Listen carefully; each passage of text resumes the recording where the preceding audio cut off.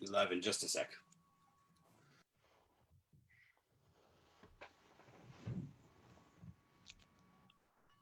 So, Jelmer, how you been? Oh, good. It's a little bit later than at your end, I think. Yeah. So, thanks for joining me in the middle of the night. Yeah, it's 10 o'clock. I mean, it's almost bedtime.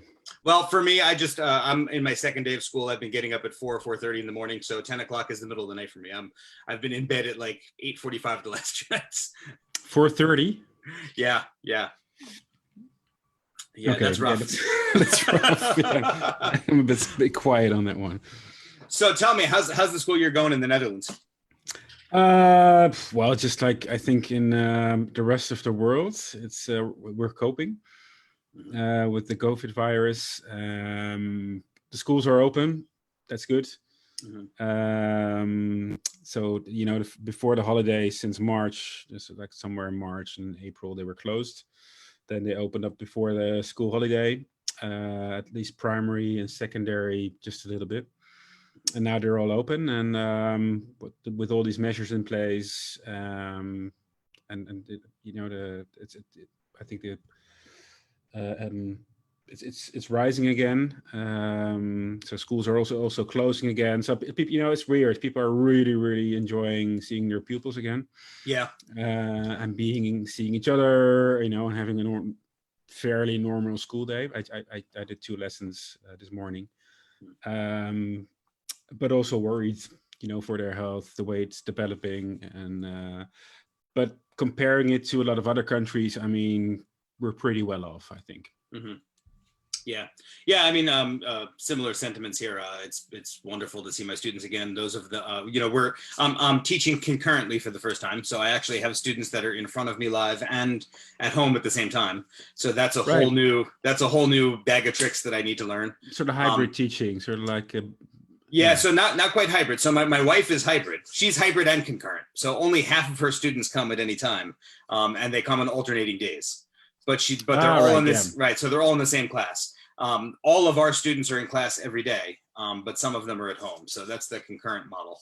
And yeah, I mean it's challenging, and I feel like I'm doing 2 jobs at once. But it is nice to, after taking a year off and not seeing my students for a year, it is wonderful to be back in the classroom. I know. Yeah. I mean, I didn't realize how much I missed it until yesterday when I got back in. I'm only doing 2 hours a week, just a little portion besides all the union work. And yeah, it's different. Yeah.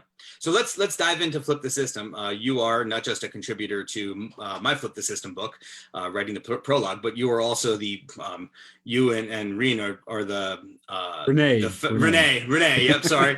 Yeah. And Jelmer, you know how bad I am with Dutch and Flemish names. Well, I mean, I butcher all of my them. Name, right? Right. Well, we've known each other for a couple of years. I know. So you and Renee are the founders of this Flip the System movement, and your first book was Flip the System: Changing Education from the Ground Up. So talk to me a little bit about the Flip the System model, how you envisioned it, and what that means. That Flip the System, changing education from the ground up. What does that mean from the ground up? Well, it started with another book called The Alternative, and Flip the System was sort of like het alternatief, and that was sort of like the Dutch first version. And Flip the System was sort of like an international iteration, an English version, an American English version of that book. And I've been teaching now for 16, 17 years, and also at that time I was really wondering what was going on. So my professional autonomy getting narrow and narrow, and I was really wondering where the teacher voice was in the school.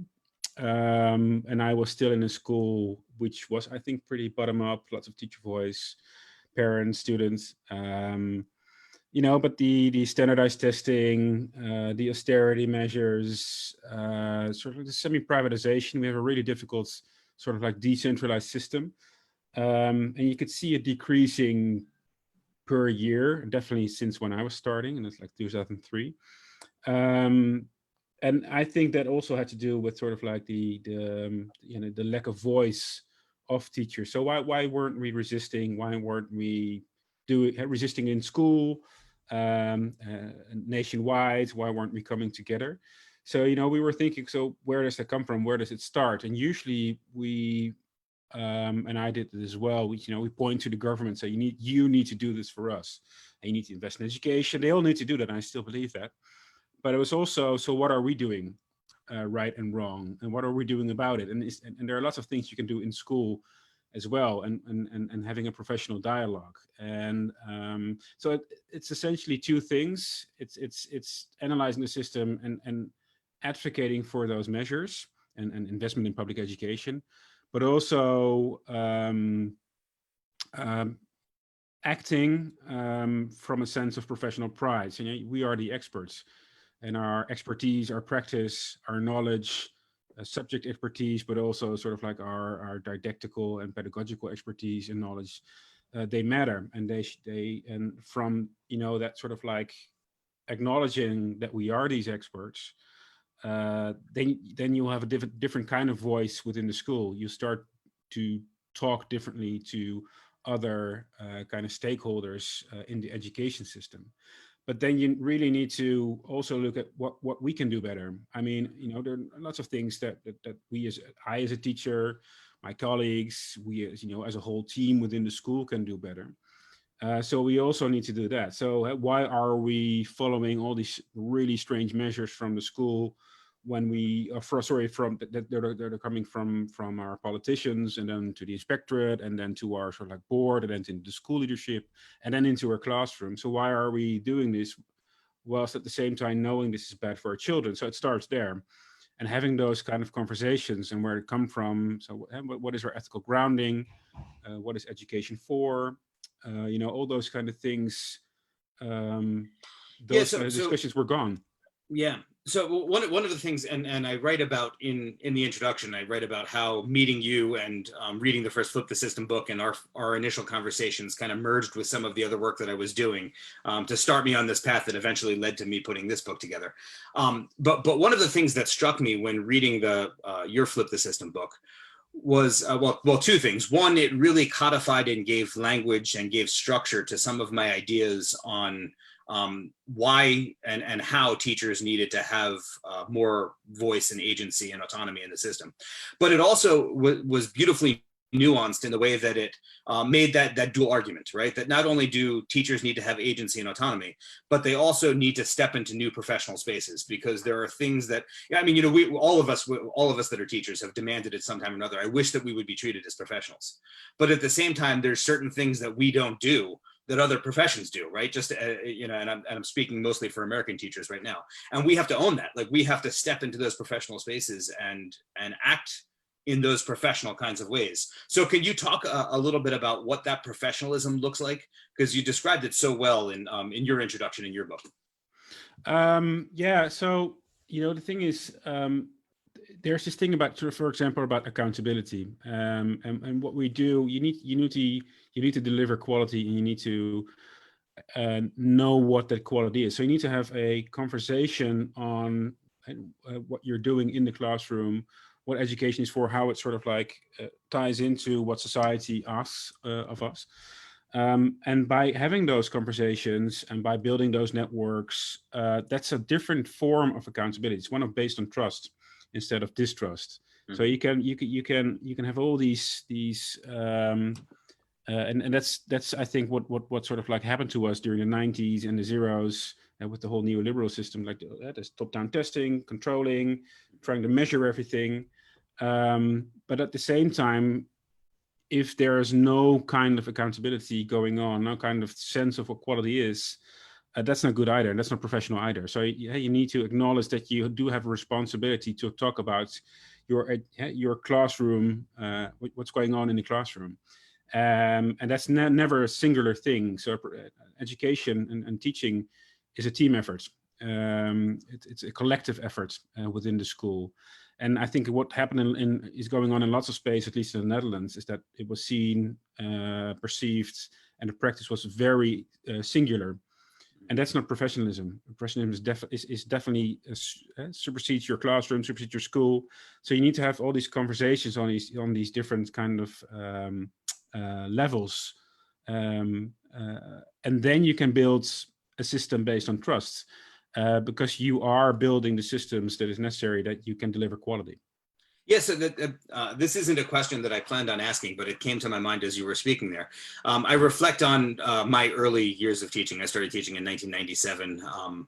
I tell the story. I think it's in our other book, in Teaching in the Fourth Industrial Revolution, where I talk about how when I graduated university, that was the first year that we could get pictures on the World Wide Web. Like before that, it was just a monochrome screen. I didn't even leave an email address, I think. right, yeah. I was just using email. But so I graduated in this in a very different era, although it wasn't that long ago, in teaching. And I remember early in my career that teachers would be protective of their filing cabinet. Right, because that's where all of their lessons were, and they wouldn't share. If they had this great worksheet, they wouldn't share it with anyone else because they wanted to protect that's weird, it, right? Right, and but I think my point is, I believe it's probably because technology has moved us in different spaces. I don't see that so much anymore.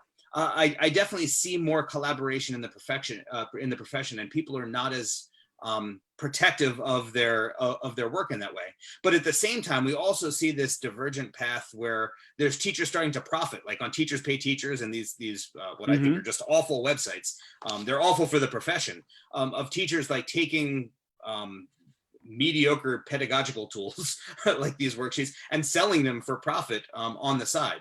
Do you want to comment on that? Or do you have any thoughts on that? I'm not a fan. I understand where it's coming from, and it's become part of our we monetize everything, and that's sort of like the society we're building in the West for a long time. So everything that can be monetized will be monetized. And if you're also sort of like defunding education and your salary is decreasing, you can't get by, and those kind of things, you have those incentives. So as a professional, I'm judgmental of it, but on individual cases, there's so many things going on in education, but in itself, it's a bad thing. And I think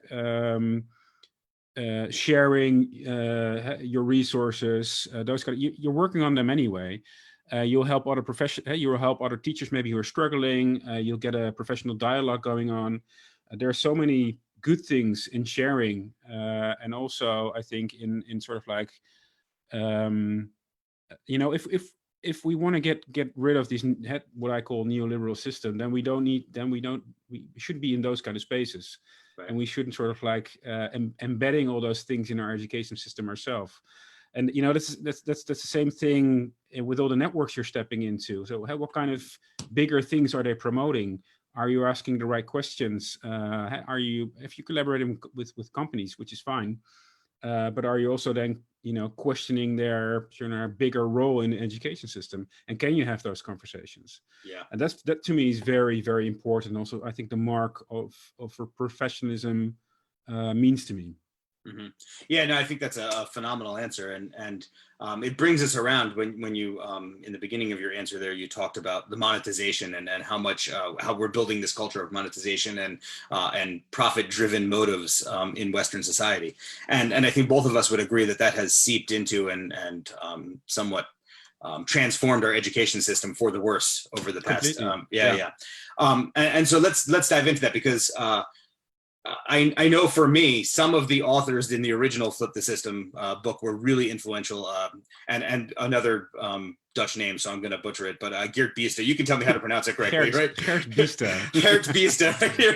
I think nobody pronounces it right. Yeah, absolutely. When I read his chapter in that in your book, it absolutely blew me away and shaped my thinking about the role of education in a democracy, to the point where I said, if I ever put one of these books together, like I absolutely have to have a chapter by him in it. And his chapter is phenomenal in our book that's coming out soon.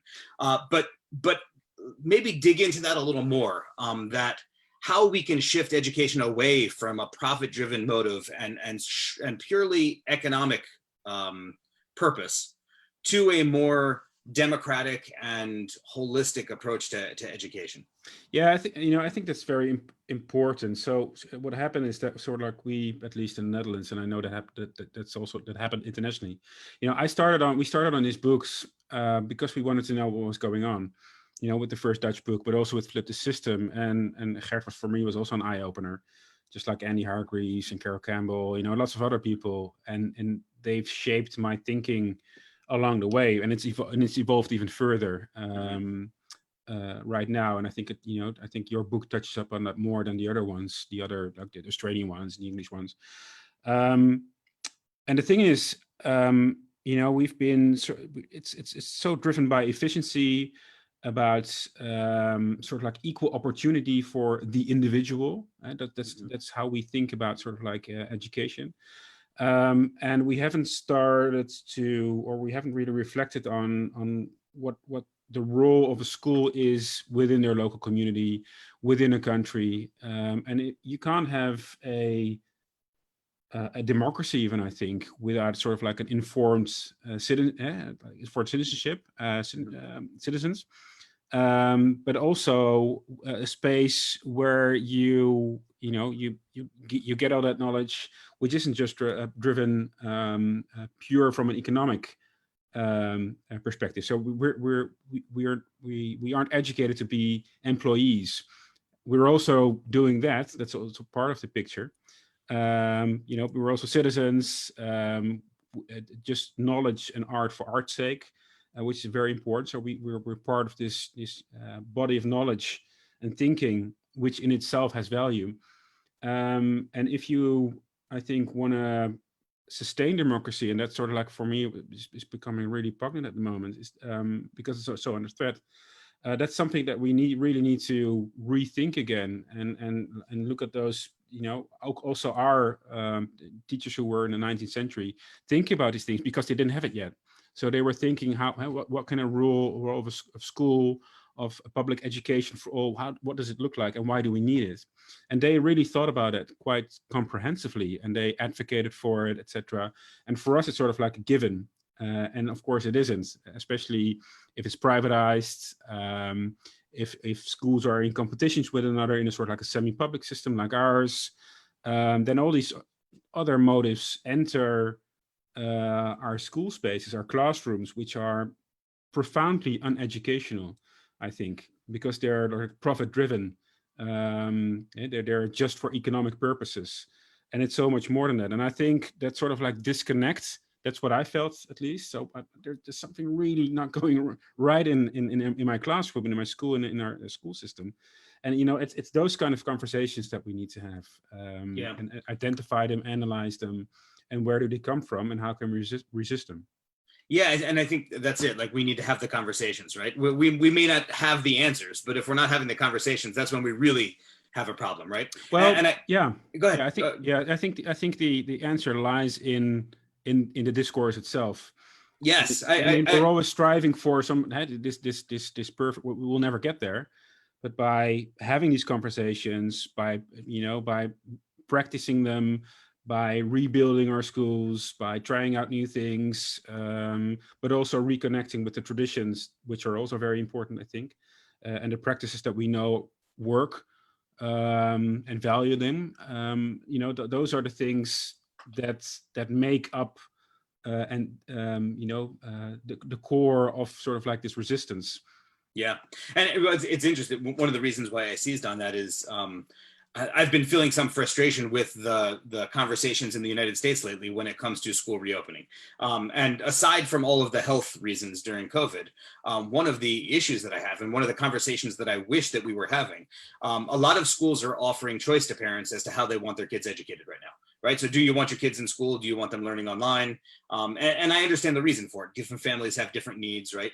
But we are really focusing on the individual family needs and the individual student needs rather than the needs of the community. Yeah. And I worry that without that conversation, and we may end up in the same place after that conversation, because maybe it's best for the community to operate public schools in that way. But without the debate of what serves the community as a whole best, I feel like we're losing a little bit of that education as a public good. Definitely. And that focus on it. Yeah.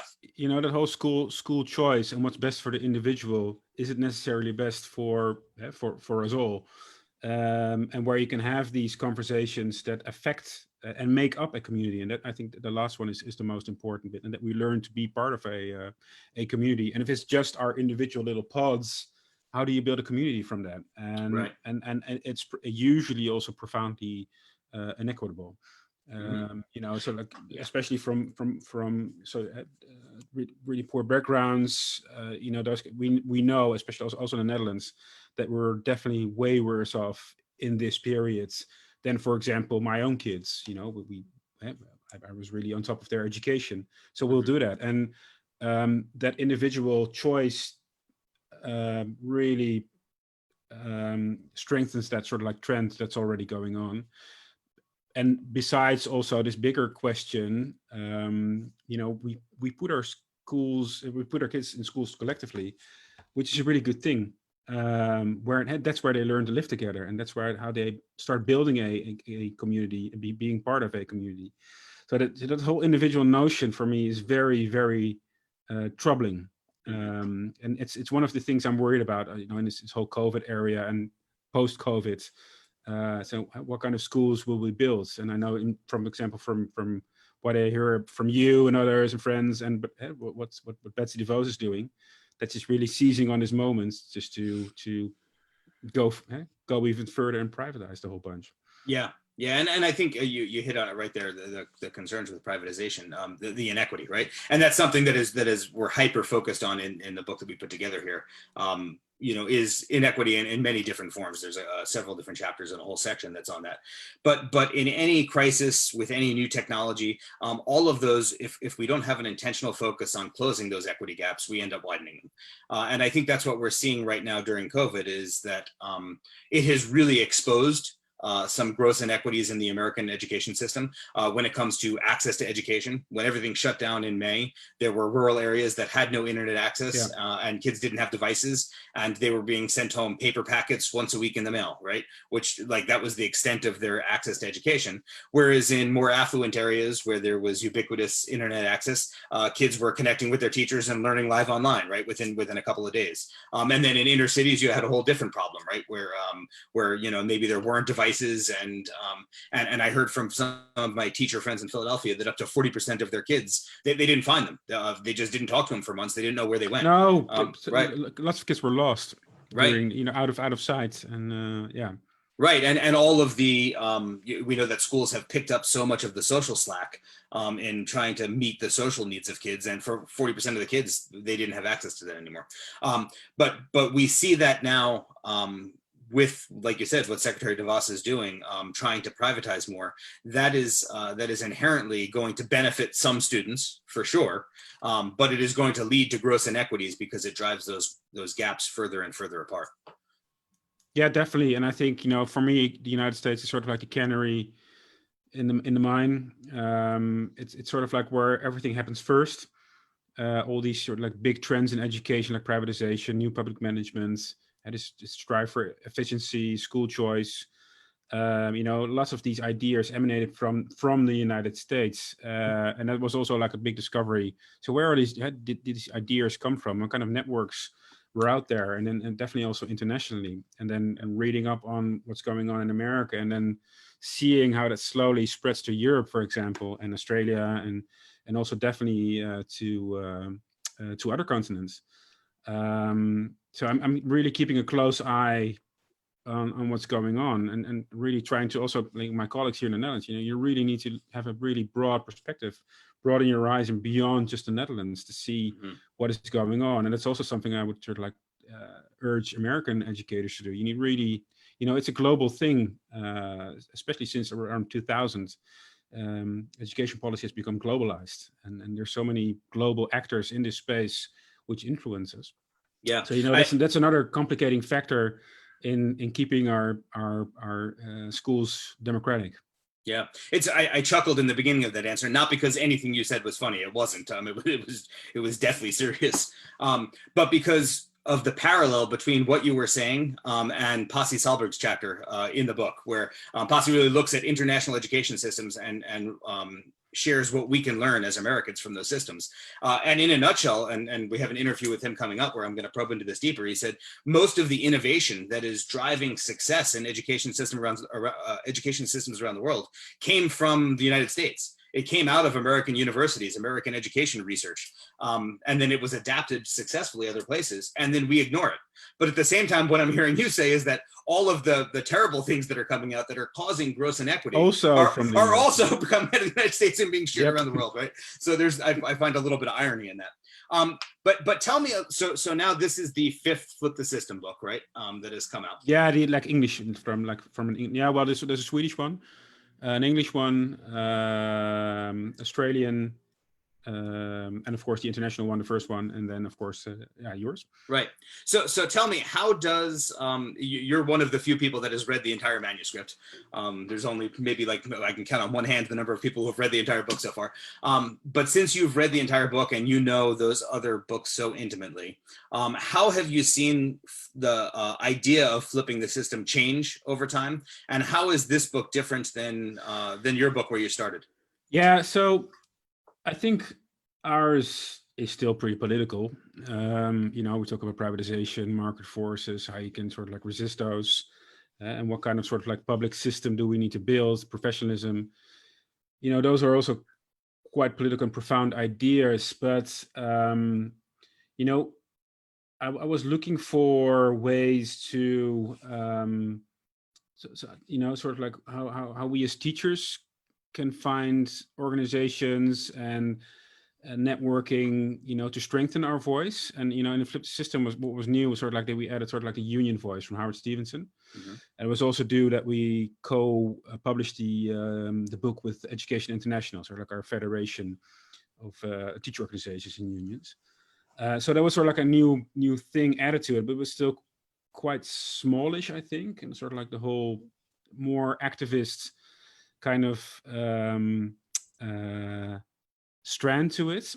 And I think we're in such an urgent moment, and that's, I think, completely different from the other books, what's going on. And now with Black Lives Matter started quite fairly recently, but the whole book touches upon the whole racial issue. The Australian ones did it as well. So it's moved towards those kind of things, because I think they have become more profound. They were always there, and that's a weakness from something I've discovered. Like in this fairly social democratic Dutch bubble that you're in, it's a wonderful country that we're still in. But now all those those big forces are entering, I think, every space in the world, every country in the world. This illiberalism that's going on, racism, inequality, like a profound sort of like anti-enlightenment kind of movement, I think, that really tries to turn back all these sort of like emancipatory movements and civil rights movements that we've sort of like achieved in the last century. And I think your book touched upon that. And it wasn't so profound, for example, when we wrote The Alternative or Flip the System. And I've never sort of like updated that in a Dutch sort of like context. And I really feel the urge to sort of like, take those ideas that I read from your book, for example, and, transplant them more to the for a Dutch audience again, because it's, we did mention strikes, for example, and I think the idea is Red for Ed sort of like is in there. Mm-hmm. Those kind of things. And I think it's a very urgent book, and so they evolved whilst the world has become, I think, a more dangerous place, I think, and it's a more precarious place. Lots of things hinge on the balance, especially also in November. And I think the book really, catches the zeitgeist, for example, so to speak. And I think we all did, but it's become more politicized, and we need to advocate for our students. We need to advocate for ourselves, for our community, for democracy, and those are profound, big political movements that I think ask more of us than it did, for example, 20 years ago or 17 years ago when I started teaching. Yeah, and I think you touch on something there that when I first started talking to you about the possibility of putting this book together, and talked with Ginny Fercucci, who ended up writing a chapter, and Josh Parker, who wrote a chapter for me, and just first started putting the idea for this book together, there was no way for me to know about COVID or about the Black Lives Matter movement becoming as prominent and politically relevant as it is now. But we knew that those issues were underlying, and it's somewhat serendipitous that the book addresses those so prominently and digs into them. Not of course, not that I'm at all happy that those things are needed, that those movements are needed, or that those societal ills have shown themselves. But I do think that the chapter authors that we were lucky enough to identify and put in the book had their finger on that pulse even before we saw that in society, and addressed it in a way that that I'm just so happy. I just can't wait for people to be able to read the brilliance that's in there. But one of the other, go ahead. You wanted to jump in there. Yeah, it was just something that's coming up. One of the things that was really important for me, at least, is sort of like, where there were all these fads going on also in education. There's all these things that we were told, some of it, for example, by our teacher education or by professional development, these people, consultants coming in and essentially, not talking a lot of sense. And I'm being polite. So one of the things was moving that professionalism is also a profession is also informed by evidence, and a lot of the good shifts that has been going on is sort of like it's become more evidence informed, and that's a sort of, but that's sort of like a really too narrow, I think, dialogue that's going on, and that's something that a lot of teachers, I think, and that's part of a worldwide broader movement. But at the same time, that's not enough. It's not catching, what the school is it's way more than just being a professional is way more than being evidence-based. And I think the alternative and also flipped system really was more about sort of like those kind of conversations which I just mentioned, and building the structures that you can be that sort of more narrow professional. And I think it definitely touched upon sort of like these bigger issues and school within a democracy. Like Gert Wieser, for example, touches upon that. But I think, and the way it's sort of like evolved, it's become more broader and really touched upon the issues that we need to talk about. So there was this shift from evidence-based professionalism, which is still a necessary thing. And in an ideal world, that's the only thing you need to talk about, but it isn't anymore. It's not that kind of world anymore. Right. And if, inequality is increasing, then you can say, well, I'll wait for politicians to change it, or like other movements to change it. I don't think that's good enough. And that's not how the people who went before us in the early, also in the Netherlands in the 19th century, how they saw themselves in their role in society. They were the ones building democracies. I mean, literally building democracies, universal suffrage or public education for all. Teacher organizations were a big part of building those kind of things that we take for granted. And now they're going away. And I think that's really asks something from us, and for me that's true professionalism. Yeah, it's funny, you led me right into the question that I was going to ask before anyway. One of the reasons why I always love talking with you, Jelmer, is because you're a historian and you bring this brilliant historical perspective to conversations about education, and you take things that are local and contextualize them so well. And I think most people that would in the United States that would see the title of the book, right, Flip the System US, How Teachers Can Transform Education and Save Democracy, would think that is a critique of the American political system, or somewhat partisan in its nature. And I guess in some ways it is, right? I'm definitely critiquing the system, and so are the authors that are in there, showing how we can do it better and make it more democratic. But I think the democracy that I'm talking about is democracy with a small d, and we're seeing an erosion of democracy around the world. It's not just in the United States. I think what we're seeing in the US is part of a broader context. Since you have your finger on that pulse so well, and you're in a lot of those conversations, do you want to speak a little bit about the erosion of democracy and some of those trends that we're seing, and how they relate to the book and what's happening in the US? Yeah, it's now, being a critical thinker and evaluating different sources, for example, and looking things from a different perspective is a profoundly democratic ideal. And that's not something that can be done in authoritarian states. You can look, you can, for example, maybe on the sciences, if you look at sort of like really narrowly at certain subjects, of course you can have those, you can have critical thinking in that, but if you take it in a wider society role, that's not something that can be done in China, for example, which is a big example. Or you can't talk about the Uyghurs in Chinese schools. And whilst there are a million people in those camps, and that's something that's going on in you have these authoritarian states, but also these sort of like these semi-authoritarian states, like Hungary, for example. And you can see that, for example, the history curriculum is being narrowed there. That they're clamping down on what kind of knowledge you can teach. History curriculum is a big thing.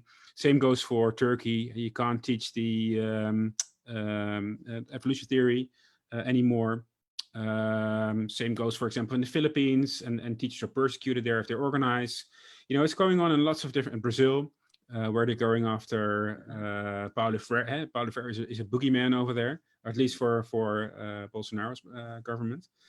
And that's a sign that our academic freedom, our professional autonomy is really under threat, and it's even happening within the European Union, for example, and it's happening in the United States. So that's not an isolated thing. It's a trend which is slowly spreading. And we in the Netherlands, we have this weird thing. This far right political party said, well, we're going to have a snitch line for left-wing educators, and everybody's left-wing in their eyes.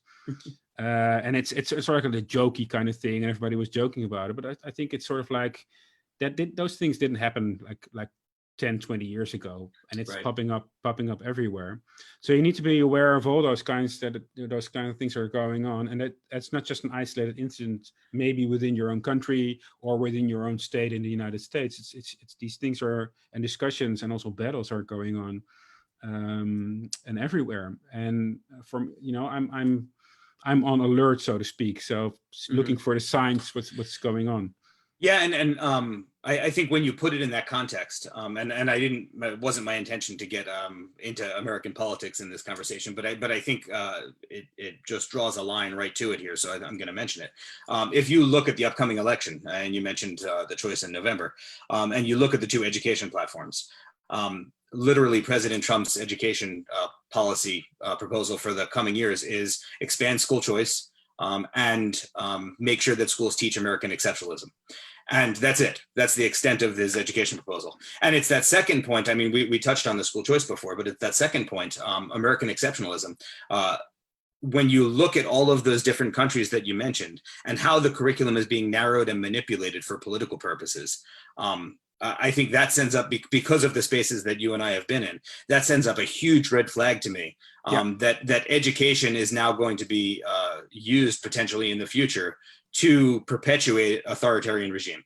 And that's and I think that sounds kind of hyperbolic, but I don't think it is. I think we're in that space right now. I think that United, for me at least, looking from an outsider, I think it's the United States under huge threat, and I think that's linked to the privatization movements. All these structures and institutions have been eroded and are under threat, and something has got to give at a certain moment. And I think the United States is way further in that, but you can see it in lots of different places. And that's why I'm also, there are certain things that are public and are public goods and need to remain in public hands. And education is one of them. And you can't have a profession in a privatized system. So, for me, that's really a big no. And in the Netherlands, you can also see this trend to, more commercial influence, tutoring, but also now an increased and an expansion in private schools, which is a really small part of our education system. But now they're you can hear it on the radio with advertisements and in the newspaper, and those things weren't there a couple of years ago. And for me, it's like, when is it too late? Come on, like all my colleagues, you need to organize collectively and really start pushing in a different direction. Yeah, totally agree. So we're almost out of time. And for those of you that are just joining us late, I'm speaking with Jelmer Evers, who is the one of the two founders of the Flip the System movement, was an editor on the first Flip the System book, Flip the System, Changing Education from the Ground Up. And we are discussing the new Flip the System book that I edited that's coming out, that is available for pre-order now, will be coming out this fall, Flip the System US, how teachers can transform education and save democracy. But Jelmer, I'm going to ask you one last question, and I'm going to make it kind of broad and give you some freedom here to go where you want. If you had a crystal ball and could look into the future, and you saw a future in which education was flipped in the way that we've described it in the books, describe what that looks like to me. Not just at micro level, in a classroom or in a country, but globally, what would a flipped education system globally look like? Well, it's a really simple thing, but we all would have enough time to do our job properly and to work with our kids, have smaller classes. So we didn't really touch upon sort of like the more material side, but they're really sort of like foundational. If you have those things in order, then you can have sort of like those systems that we want to have. So enough time for me. I think what drove me writing these books and starting blogging and all these kind of things is like always being close to a burnout, way too much, and never being good enough because of the conditions that you're in. So having a decent class, a group of kids, I think 20 is a wonderful number. Too small, I don't like too small classes, but they need to be a little bit bigger as well. And then you can really pay attention to the learning needs of students. You have time to collaborate. You can go to other schools to visit and visit their classrooms for a day, for example. You can have sort of like this network where you can build curriculum with one another and sharing resources. It's based on trust. There's an education minister, or they're all. Every country has an education minister, which is a former teacher, for example. It's those kind of things that for me make up a flipped system. But it's also, I think, one which we are constantly also vigilant that we can keep it in place. It's something that needs to be nurtured. It's something that it needs to be defended. And I'm using belligerent words, but I think that's something I learned. We've been way too complacent, and we didn't really take responsibility, for our students, for our profession, for our schools, and also for our societies. And we let it happen. The state that the world is in, and I think we have a role. We're role models for our students, and if we don't do it, who else is going to show them the way? And I think that's why we need to show them that we, as teachers, as a collective, as a profession, are standing up for those ideals. And they kids are smart. They know you pretty well, and they can see that. They can see that happening. So for me, that's sort of like where every teacher has sort of like this ethical grounding and sense of purpose to keep the system then as good as it is at that like in the distant future. That would be for me like sort of like a utopia. I want to teach there. So would I. So this has been awesome. It's always fantastic talking with you, Jelmer. Thank you so much. Thank you so much for taking some time. What's nighttime for you? I know you probably have to get up early tomorrow. But for those of you watching, you get a double dose of interview today. So coming up in just about 24 minutes is going to be an amazing interview with Dennis Shirley, who I know Jelmer is a huge fan of Dennis, and I am. And he's definitely shaped my thinking on things, and I'm looking forward to that. So feel free to join us. If you missed, if you came in late to this interview or you're not able to join us for the next one, all of the interviews are recorded and can be found at flipthesystem.us. So Jelmer, thanks so much. Have a great rest of your night, and I look forward to the next time we get to chat. Yeah, great talking to you, Mike. Thanks.